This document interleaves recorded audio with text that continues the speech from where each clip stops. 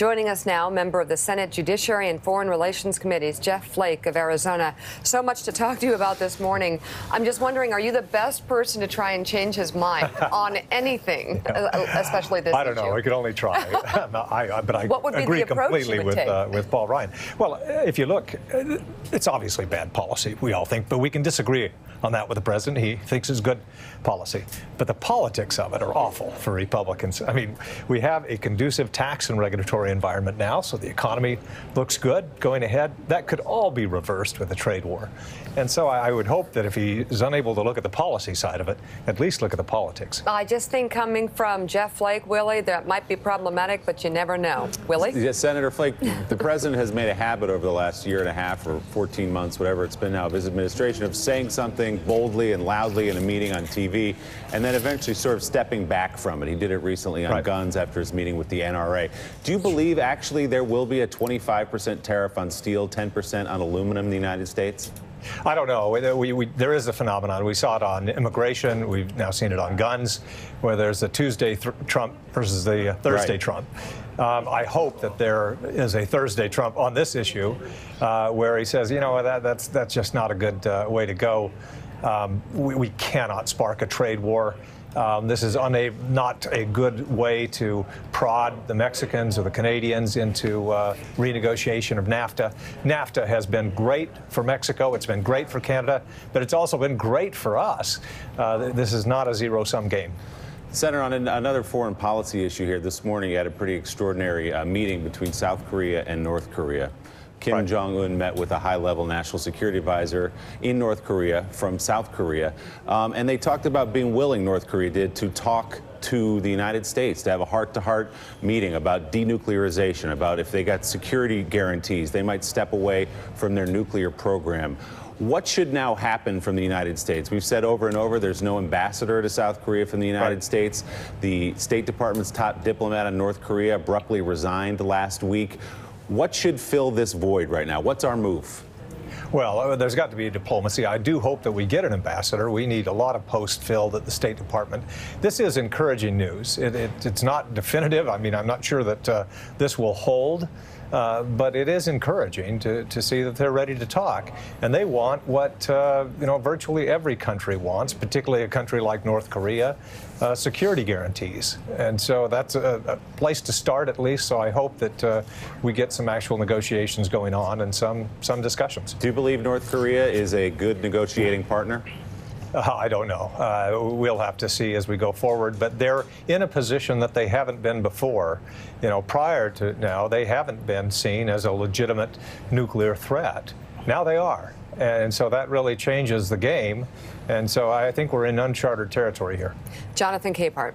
Senator, I want to switch gears for just a little bit. And first, to start off by thanking you for doing what so few, or actually the overwhelming majority of your colleagues in your conference haven't done, and that is calling out the president on a lot of the things that he's done. Why do you think your other Republican colleagues haven't done what you've done, which is like call out objective wrongs that the president has done or said, more important? It's a tough place to be in. If you're looking for re-election, I can tell you, you don't want to be on the other side of the president in any red state or red district. So, I mean, it's a calculation, certainly, on people's parts. Sure, but isn't leadership, part of leadership, like doing the hard thing?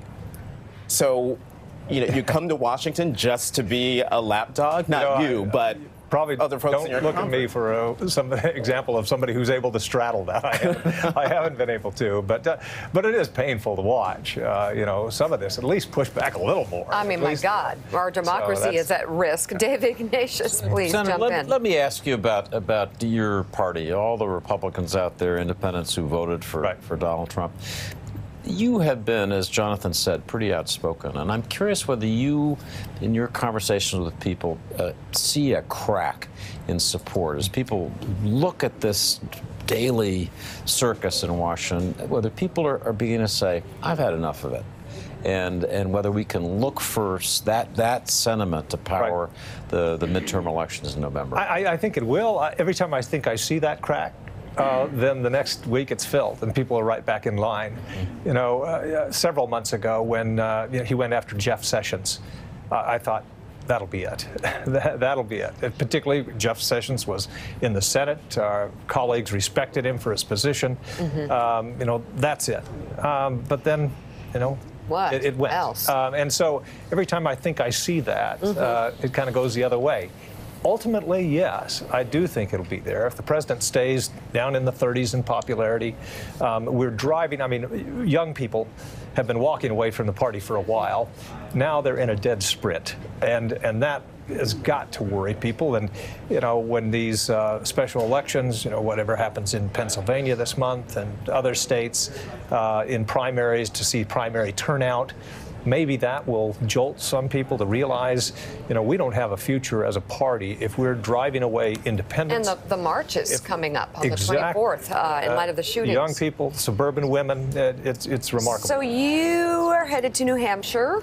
Beautiful time of year to go to New Hampshire. There's great skiing. Any other reason why you might be going to New Hampshire?